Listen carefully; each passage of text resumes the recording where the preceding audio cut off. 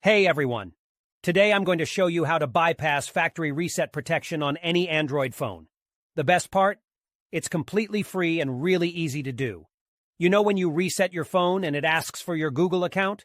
Well, with this method, we can bypass that step and gain full access to the phone. I've successfully done this on over 100 Android phones. I'll guide you step by step through the process, so don't worry if you're not a tech expert. Just follow along and soon you'll be able to unlock any Android phone without any hassle. So let's get started.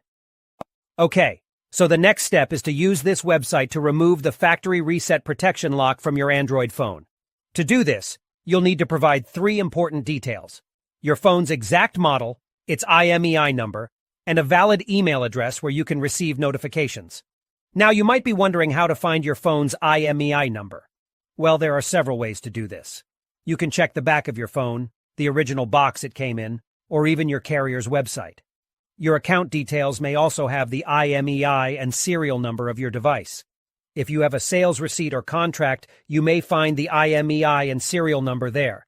If your phone has a removable battery, you can check underneath it for the IMEI or serial number.